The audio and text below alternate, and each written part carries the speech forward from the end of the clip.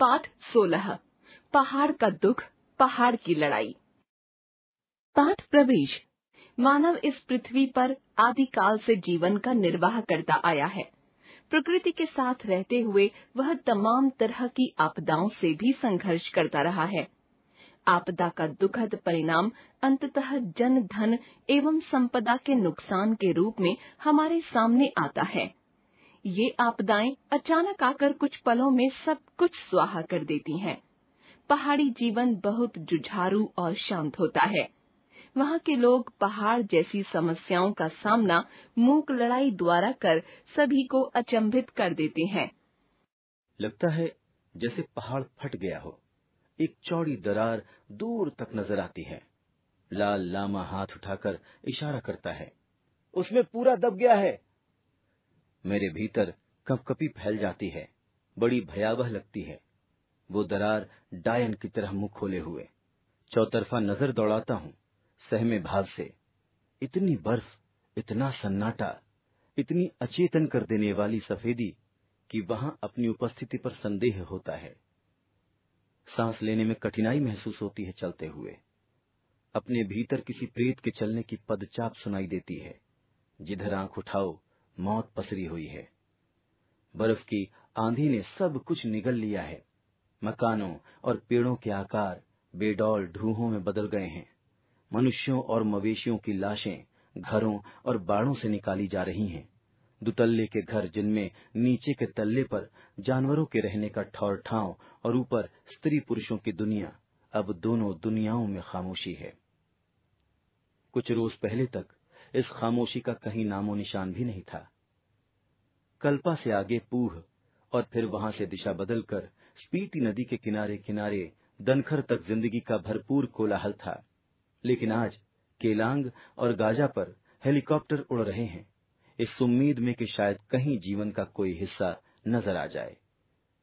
प्रकृति की विनाश लीला अविश्वसनीय और अनंत लगती है।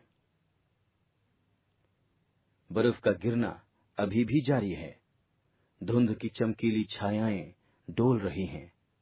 हिमखंड एकदम बेआवाज टूट कर गिर रहे हैं। लगता है मृत्यु बहुत क्रूर, बहुत चालाक, बहुत भ्रष्ट है। उसने चुपचाप चारों ओर जाल फैला दिया है। लाल लामा बर्फीले अंधड़ के अचानक आ धमकने और फिर बेतरह तबाही मचाने के बारे में बता रहा है।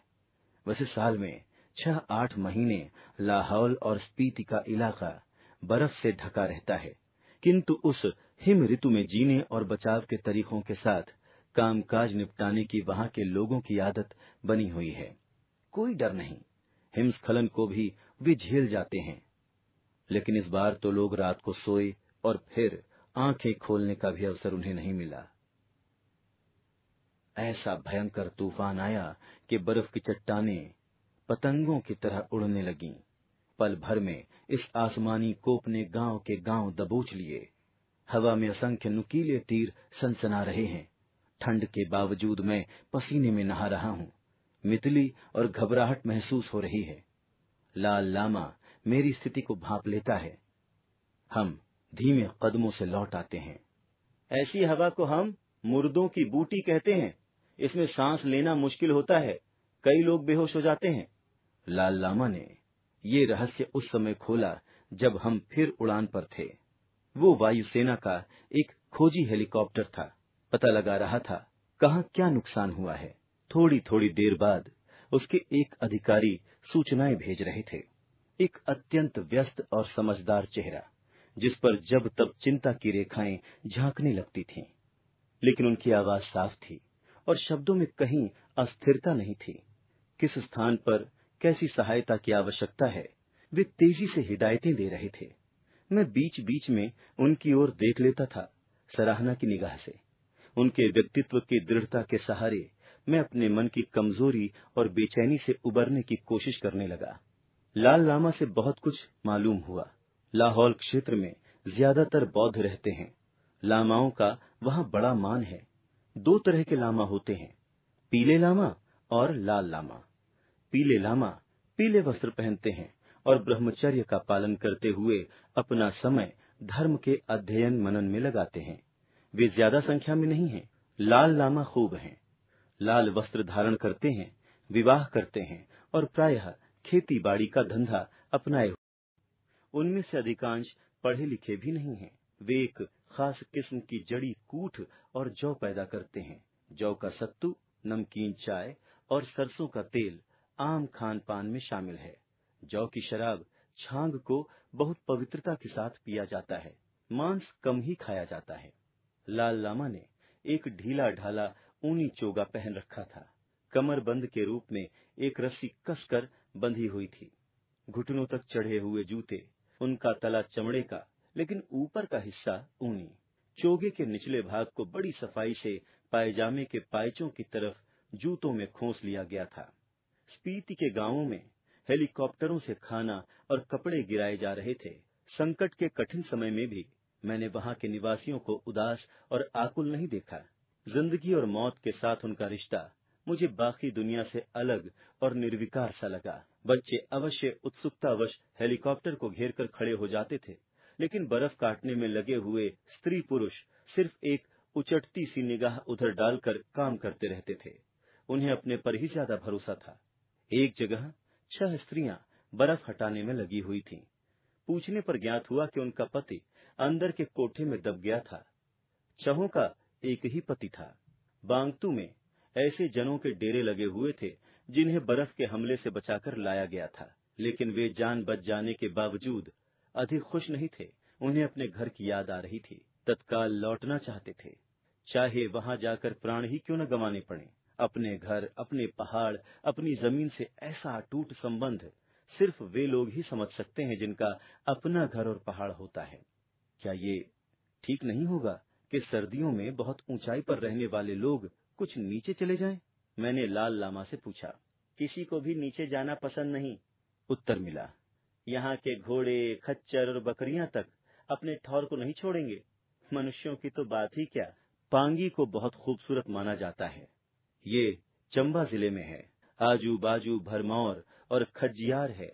पांगी की चंद्रभागा पहाड़ी बर्फ से ढकी हुई थी और उसकी घाटियों के बाशिंदे बर्फीली मार के विरुद्ध निरंतर जूझ रहे थे। बर्फ से ढके हुए गांव सफेद प्यालों की तरह औंधे पड़े थे। उनके ऊपर से गुजरते हुए दहशत होने लगी। गहरे काले खड्ड और संकरे सरपीले रास्ते। एक मोटे रस्ते को कमर में बांधकर करीब 15-20 लोग एक दर्रे में से गुजर रहे थे। हर एक के पास लोहे का औजार था, जिससे वे जाने पहचाने ढंग से बर्फ का माथा फोड़ रहे थे। हेलीकॉप्टर को नीचे उड़ते देखकर उन्होंने चिल्लाना शुरू किया। एक स्थान पर हम उतर पड़े।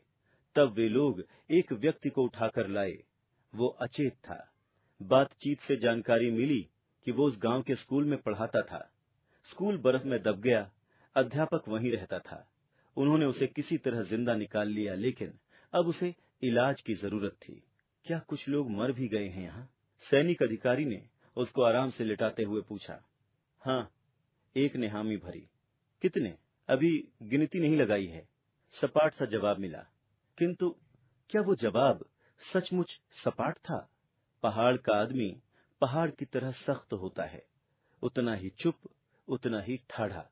जब वो बोलता है तो उसका स्वर भावहीन सा लगता है, लेकिन उस भावहीनता की परतों के नीचे भावनाओं का कैसा द्वंद्व उबलता रहता है, उसकी पहचान कौन करे? अध्यापक को कंबल उड़ाते हुए लाल लामा कुछ बुदबुदा रहा था। हेलीकॉप्टर ऊपर उठकर रफ्तार पकड़ने लगा था। सहसा मुझे रसूल गमजा तोव की कुछ पंक्तियां याद हो आईं। बड़े बड़े दुख उठाता है पहाड़, और उन लोगों के बारे में तुम्हें क्या बताऊं जो पहाड़ के दुख उठाते हैं।